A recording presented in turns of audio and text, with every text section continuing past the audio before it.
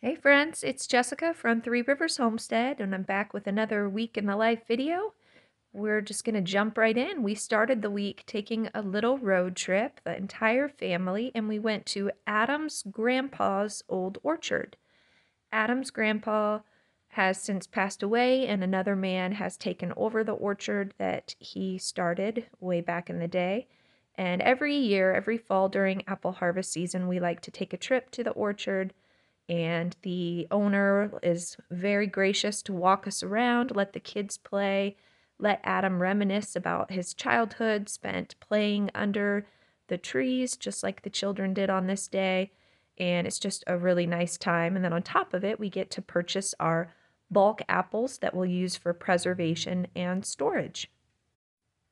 Many of the trees here are ones that Adam's grandpa actually planted. He was an orchardist and he also was a butcher.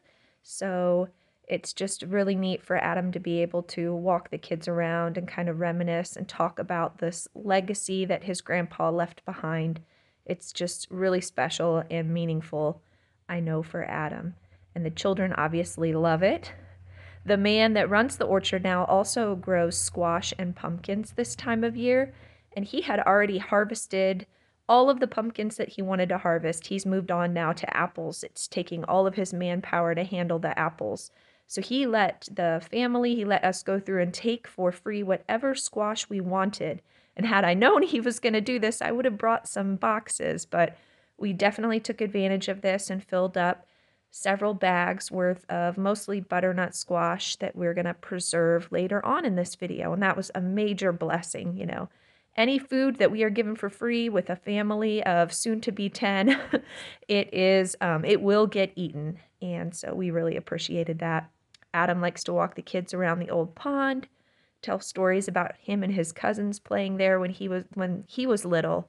Just a really special day, and we enjoyed starting our week out just like this.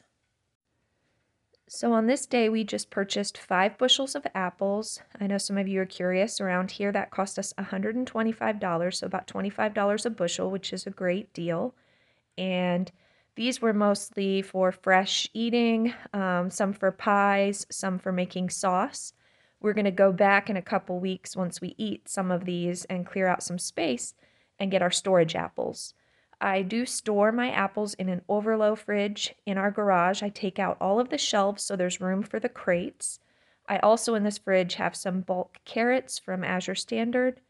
We keep some of Adam's favorite fun drink. This is Bundaberg ginger beer. It's a non-alcoholic ginger ale that Adam really likes. I have all of my beef tallow out here in this fridge, and then just some fermented veggies. And this is where we store some of the things until we have cold storage or a functioning root cellar. This works for us.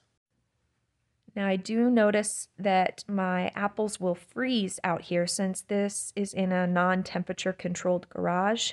I have to keep my fridge at about 44 degrees to prevent those apples from freezing and getting mushy in storage. So that is what we do, and those will last us until March or April.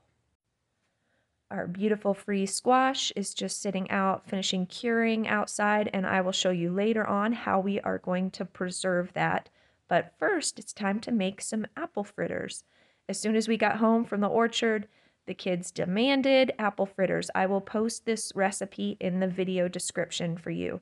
But I did not have brown sugar in the house. I want to show you what I do for my brown sugar. All I do is just add a little bit of this blackstrap molasses to the recipe, and I can just add it directly in like this. I don't need to make it ahead of time, and that will give that brown sugar flavor. So there's no need to purchase extra brown sugar. If I already have molasses in the house and I already have sugar in the house, I can just make my own brown sugar, and it saves me some storage and some money.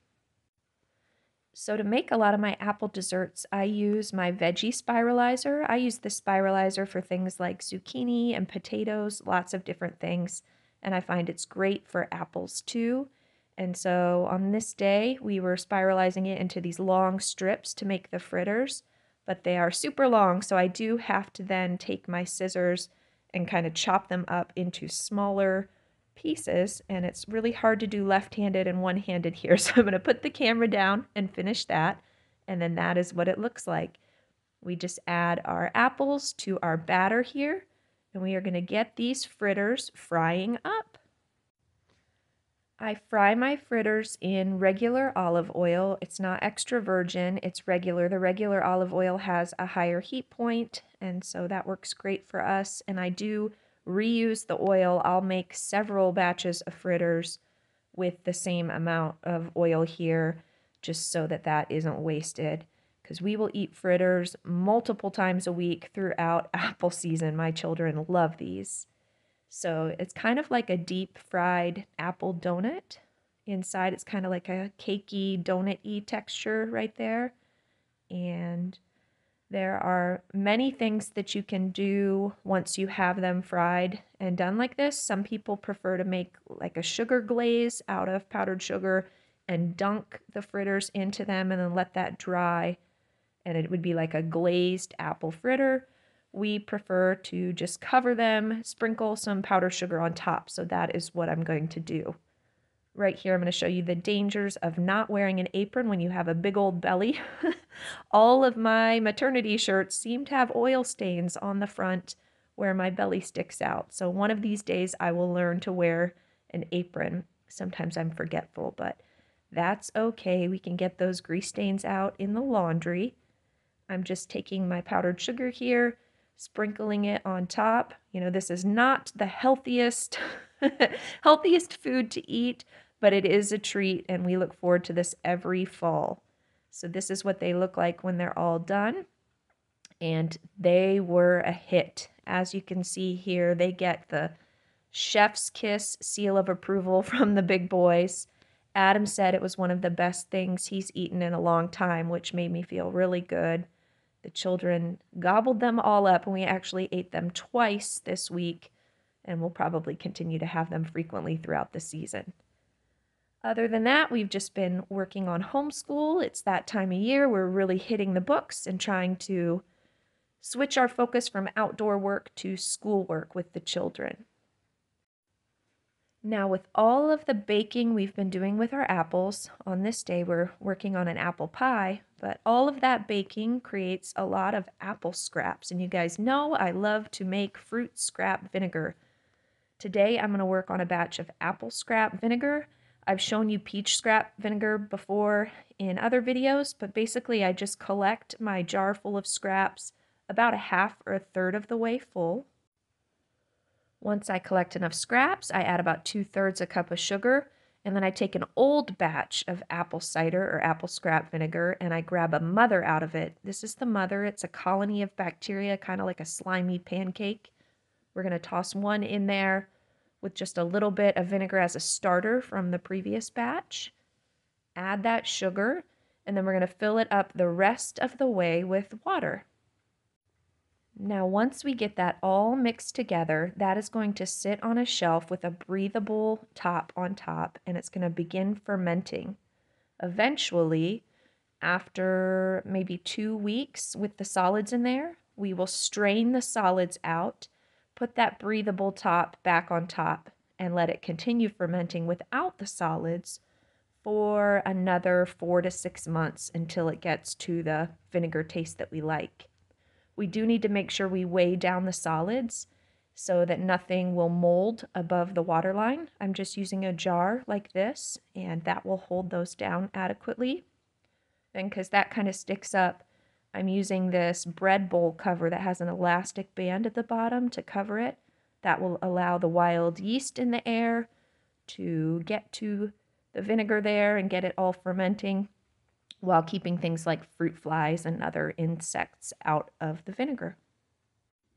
So I have done this process with peaches back in August for you. I've also worked on some red wine vinegar, and that is in the second stage of fermenting right now. So why don't I give you an update on how that's doing? I haven't shown it in a while. So this jar is my peach scrap vinegar made just like my apple scrap vinegar back in August. And this other jar is red wine vinegar that was made just from some old leftover red wine that I was using in cooking. And then I am going to kind of explain what's going on here, but I got a little sidetracked with how cute these two were being. It's so sweet to see my man with my baby. Warms my heart. Anyways, back to the vinegar. This little pancake on top, that is the mother that I was talking about. And you can see this red wine vinegar has an extremely thick mother, almost 1.5 inches thick on top. So this is healthy. I just like to get these down every couple of weeks and check and make sure nothing is molding. And then I check to make sure the top is on there, no fruit flies are getting into it, and it'll go back on the top of the cupboard to continue fermenting. And then this is the pie that Miss Elizabeth was working on while I was making my vinegar. She wanted a pie for dinner, and so I said, if you help make it, you can have it. I will also be canning some apple pie filling for you in the coming weeks, and we'll share that entire process here with you soon. So we are down to the last of our meat birds that we have been growing out this year. This batch, these are Freedom Ranger meat birds, and I have decided that the easiest way to finish processing these is just to do about 4 of them a week. We process them on the weekends, and then that meat that we process will be what feeds us through the week, and then I use the carcasses to make broth, and I can the extra meat, and so that's just much more manageable at this point in my life, just to do a couple on the weekend versus processing them all at once. And so the kids just kind of select the largest birds every week, and those are what we go ahead and process. So on this day, I have my helpers with me. David is my right-hand man whenever we're doing chicken processing. Levi, my little guy here, he's 6 years old, and it's really convenient for him to be able to get into the chicken tractor and wrangle birds for those of us that are a little bit taller. So these two are who have been helping me. Now, on a day when we might be processing a large amount of birds, I'll get out all of my equipment like my plucker and my scalder and all of that. But if we're just doing a handful of birds, that would be unnecessary. It would take way more time to get the equipment out and clean it afterwards than it's worth. So we just end up skinning the birds. When we're just doing a couple, it saves us time, and we're able to process about 4 birds in an hour or a little over an hour. And what we're left with is we have some feet to make broth, we have the breasts and legs for meals, and then we have the carcasses that we put straight on the camp stove outside to boil and make broth. Here are the breasts. I'm just getting them packaged up, and then there were 8 breasts that day. That became a meal that we ate a couple days later for dinner after it rested in the fridge. Those 4 carcasses simmered on the camp stove outside for about 8 hours or so, and then I let it cool down. And then at the end of this extremely long day, once everything had cooled, I decided to pick all of the meat off the bones. The rest of the family was just kind of hanging out, and I was like, I'm going to get to this project before the week starts. We are canning this for chicken pot pie. That's going to be really exciting. So I filled my jars with that meat that I picked off the bones. Then I added some frozen mixed veggies here to the jars. From there, I went out to the garden and I grabbed a little bit of fresh parsley and green onions. We added a little bit of that to each jar. And then now we need to add a little bit more of our seasonings. I ended up doing some garlic salt in each jar, as well as just some regular salt. Once that was done, we could start filling the jars with the broth that the carcasses had been cooked in. Just filling that up, leaving about 1-inch headspace. Now these jars, if I want to make a chicken pot pie this winter, all I need to do is roll out my pie dough. I can heat up the contents of the jar, add a little bit of arrowroot powder to thicken it, and it's all done. Then I can just bake my chicken pot pie. But these are more versatile than that. They could also be the base for a chicken soup.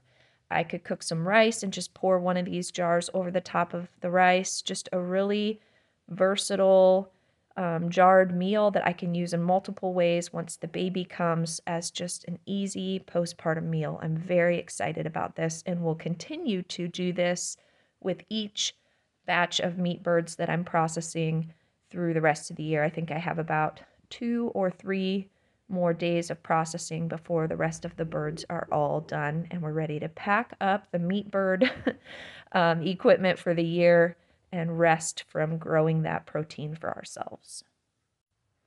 Using my favorite 4 jars canning lids here. Remember, I have a code in the description of this video to get you 10% off your canning lids. If you're interested in that, go ahead and check out that link in the description. These chicken pot pie jars are going to process in the pressure canner for 90 minutes. It's treated the same as any kind of meat and vegetable soup, which is essentially what we're making here. So 90 minutes in the pressure canner, and these cannot be safely water bath canned. Remember, vegetables and meat need to be pressure canned in order to be safely stored. I just have a basic Presto pressure canner. It's worked great for me for about 14 years now, 13 years now. I have no complaints with that.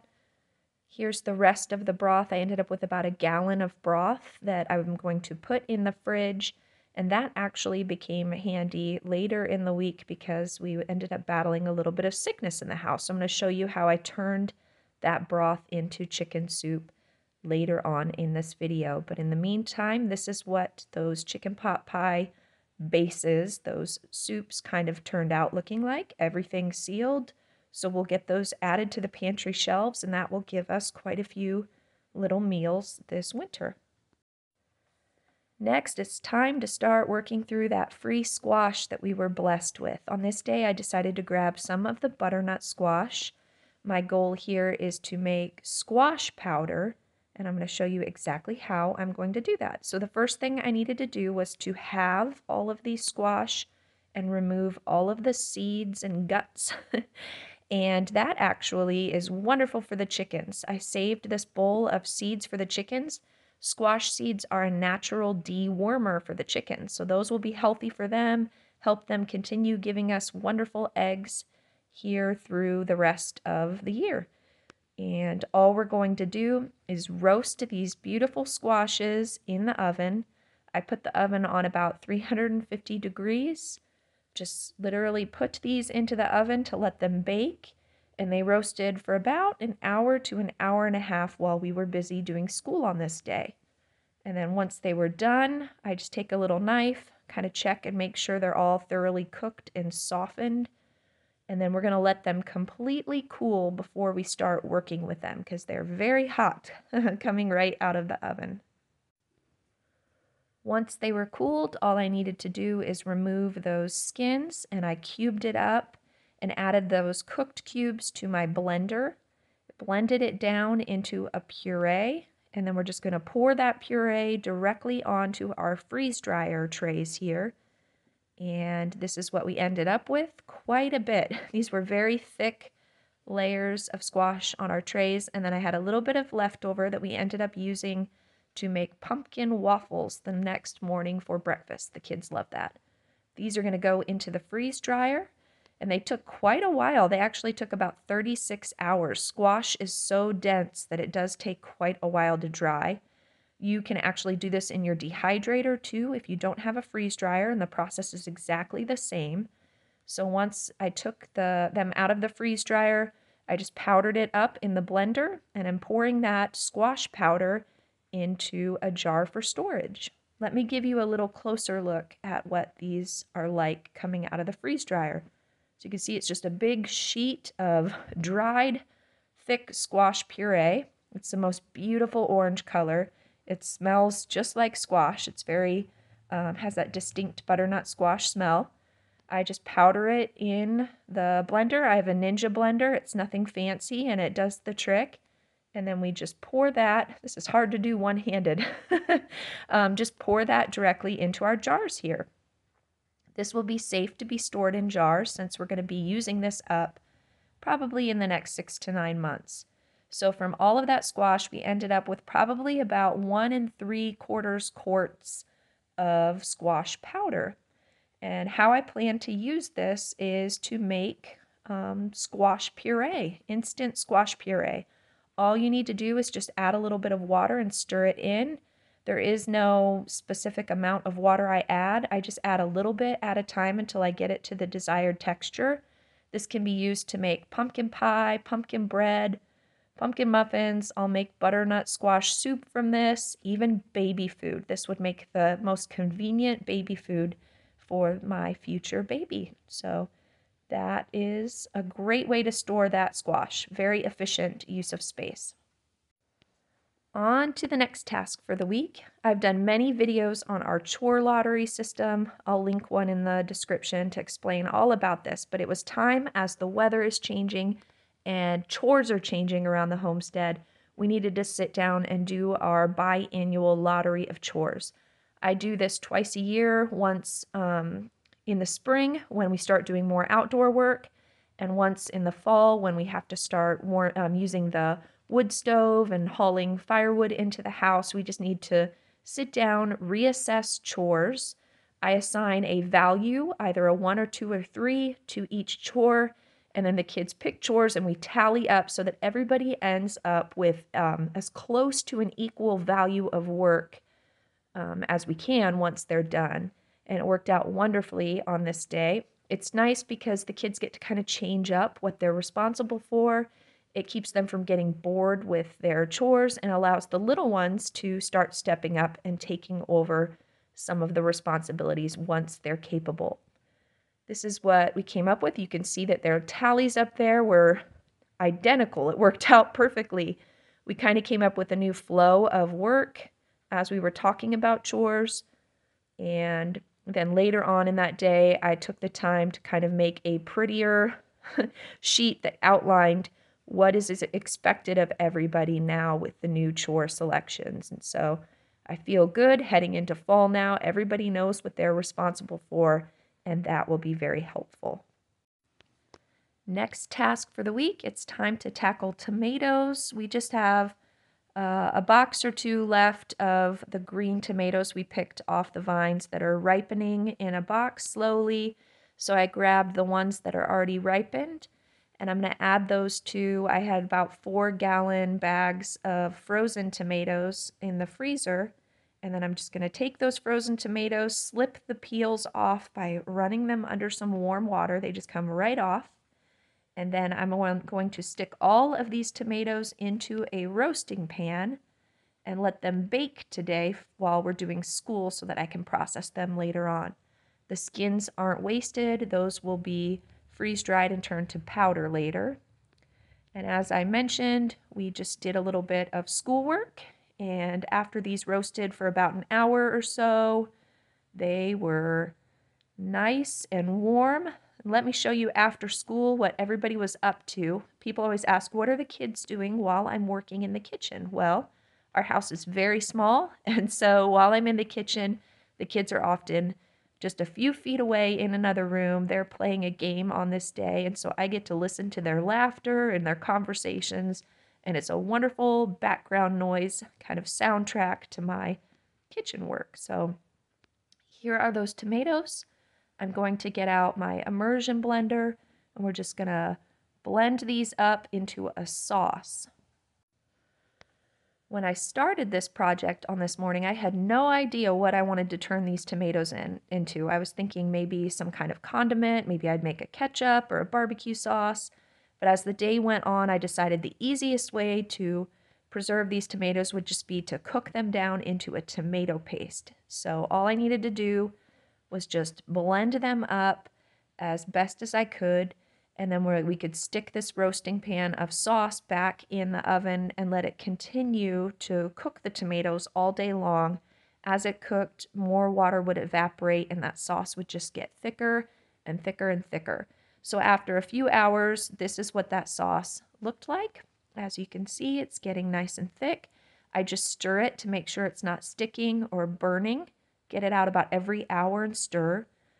By maybe after about 4 or 5 hours, this is how thick it had gotten. And it's getting to the point here where I need to kind of filter out the seeds and any other solids, such as skins, that might have been left behind in the sauce. Now, that's not necessary to do, but I think it will give me a better texture to my tomato paste. So I just got out my old-fashioned mill here, and I'm just pushing that really thick tomato sauce through it. All of the liquids will go through the holes, and anything that is too big, such as the seeds or the skins, too big to fit through those holes, will be left behind. And this works perfectly. This old mill was given to me by a friend, and it's one of my favorite preservation tools. So here's what we have left over. There's all of the beautiful sauce, and then those seeds and skins will not be wasted. I'm going to add those to the skins from earlier. Those will also be freeze-dried and then turned into a tomato powder that we can use for various other things throughout the year. Now I have a much more manageable amount of tomato sauce here. It's just in a little pot on the stove. I can stir it and keep my eye on it while I'm working on other things here in the kitchen.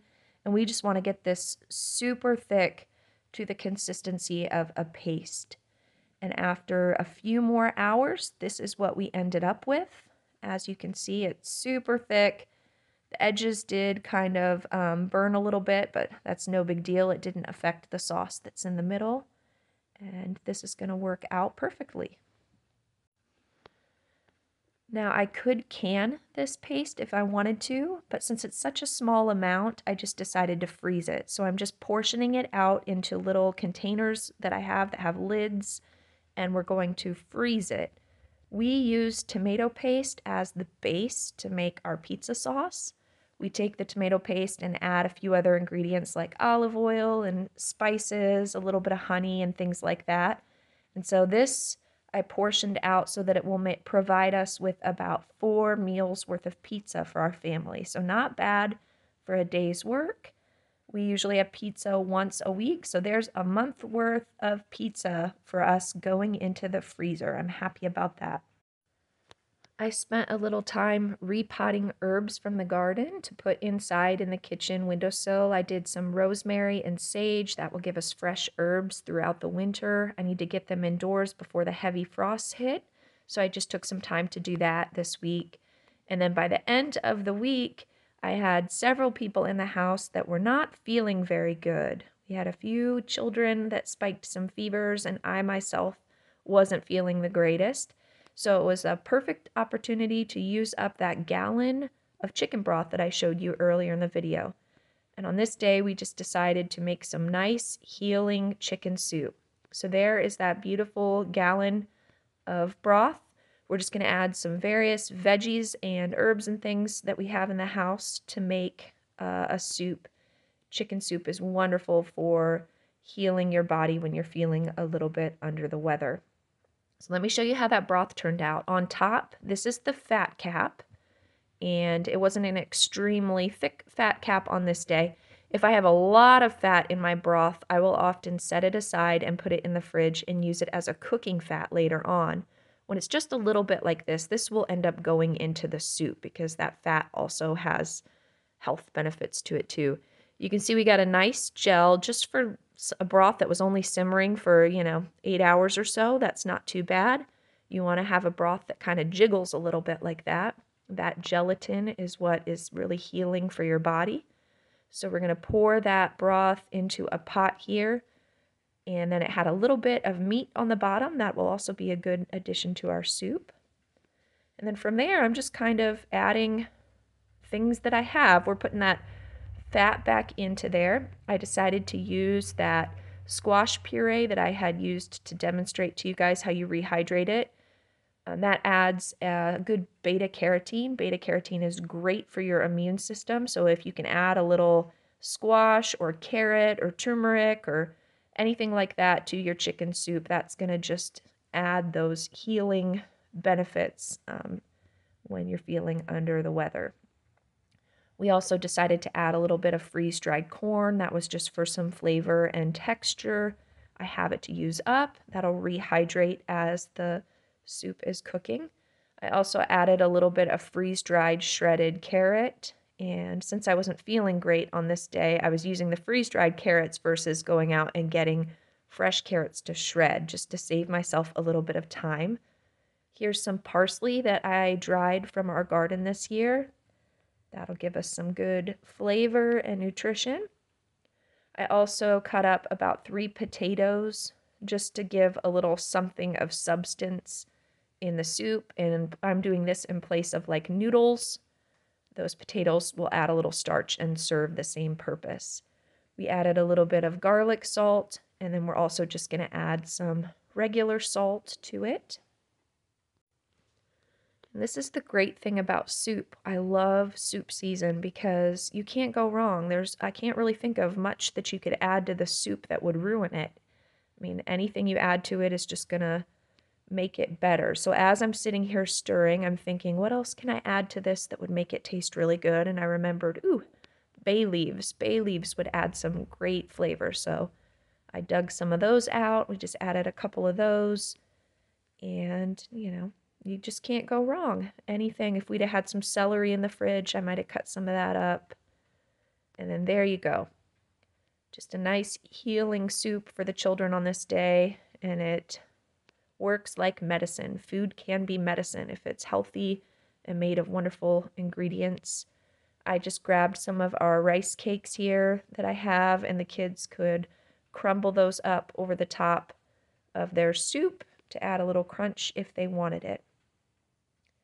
So by the end of the week, we just have a couple kids now that are still kind of healing up, but thankfully our little bout of illness could have been much worse. We haven't been sick in our house since January, so we're doing pretty good, and we were definitely due, I guess, for some illness, and this was very mild, thankfully, and so we're grateful for the healing that we're experiencing.